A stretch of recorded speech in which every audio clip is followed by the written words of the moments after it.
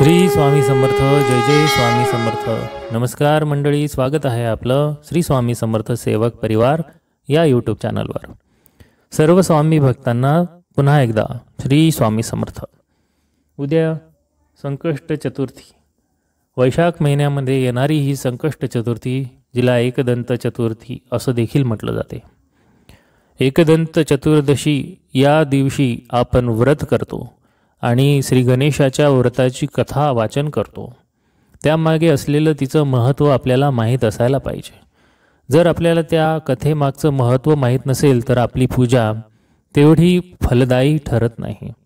त्यामुळे आपल्याला श्री गणेशाला जर प्रसन्न करून घ्यायचं असेल तर आपण गणेशाची पूजा करणार, त्यांना पंचोपचारी पूजा करणार किंवा मग जलाभिषेक करून श्री गणेशाची पूजा करणार किंवा आपण दही दुधाचा अभिषेक करून श्री गणेशाची पूजा करणार.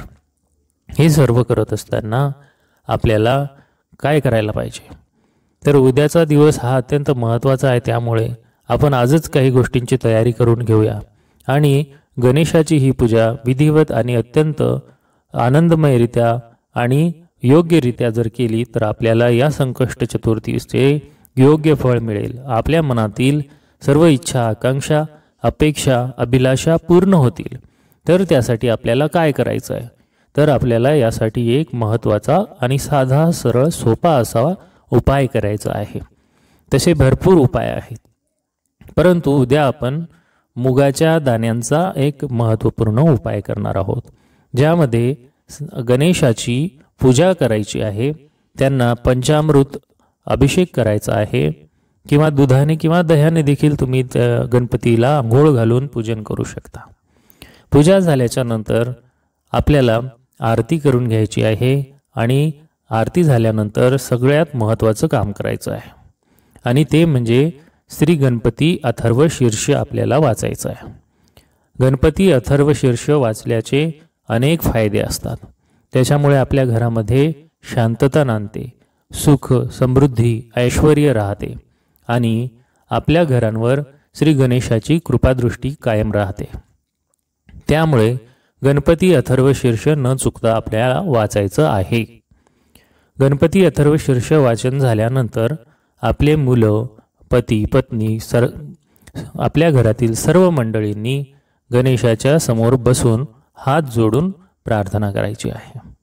आणि जर आपली मुलं चिडचिड करत असतील किंवा मोठी असतील तर नोकरीमध्ये अडचणी येत असतील किंवा अभ्यासामध्ये मन लागत नसेल किंवा इतर कुठल्याही प्रकारची त्यांची काहीही समस्या असेल, काहीही अडचण असेल, तर त्यासाठी हा 108 मुगाच्या दाण्याचा उपाय करायचा आहे.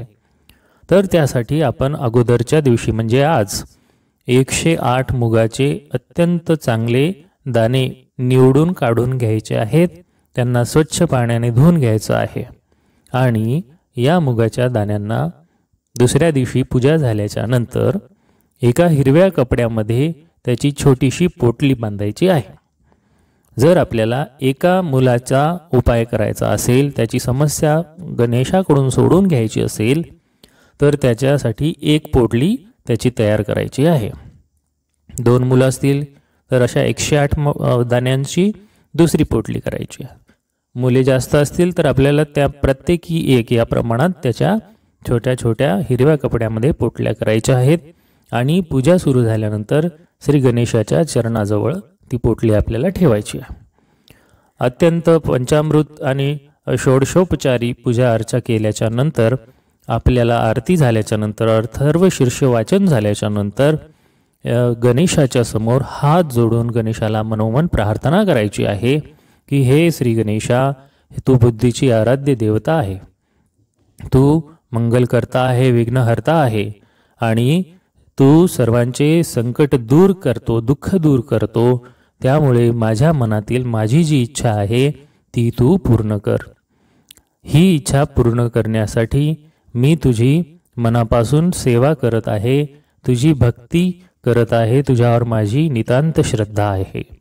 त्यामुळे हे गणेशा, हे विघ्नहर्त्या, हे एकदंता, हे संकट विनाशका, माझी ही इच्छा आहे. तर तुम्ही आपल्या मनातील इच्छा श्री गणेशाला मनोमन सांगा आणि श्री गणेशाला ती इच्छा पूर्ण करण्यासाठी प्रार्थना करा. त्याच्यासमोर नतमस्तक व्हा.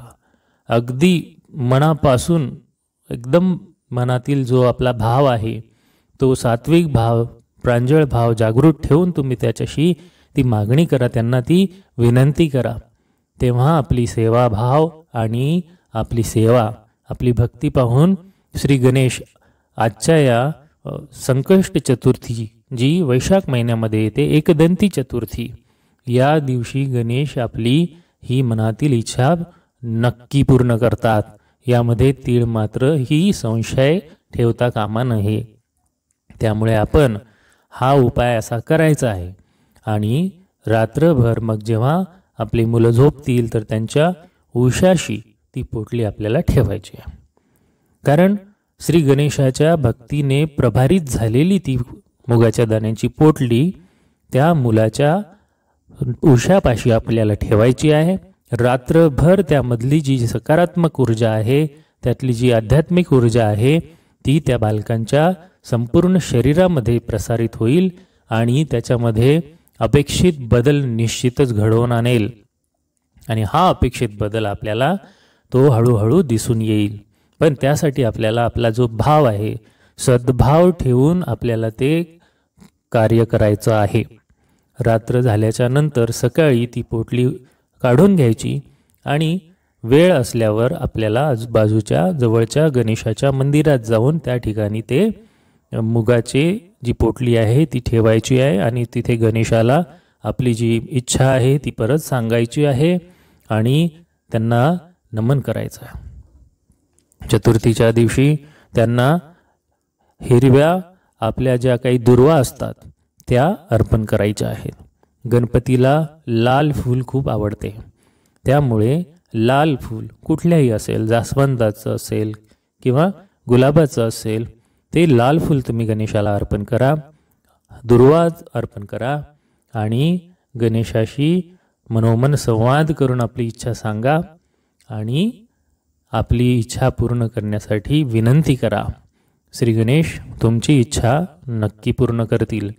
त्यामुळे आजच्या दिवशी, वैशाख चतुर्थीच्या दिवशी तुम्ही हा उपाय नक्की करा आणि तुम्हाला गणेश निश्चितच तुमची इच्छा पूर्ण करतील.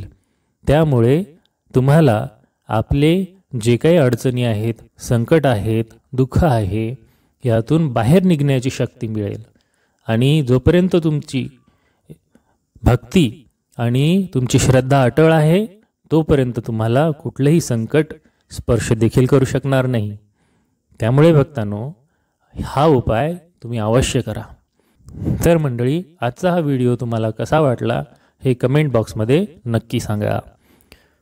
कमेंटमध्ये श्री गणेशाय नमः किंवा ओम गंग गणपतये नमः या मंत्राचा उच्चार करून कमेंट बॉक्समध्ये तुम्ही टाईप करून आम्हाला पाठवा आणि आपला अनुभव आमच्यापर्यंत पोचवा. व्हिडिओ आवडला असेल तर लाईक करा, चॅनलवर नवीन असाल तर सबस्क्राईब करा आणि बेल आयकॉनला प्रेस करा, जेणेकरून आपल्याला असेच नवनवीन व्हिडिओ सतत मिळत राहतील.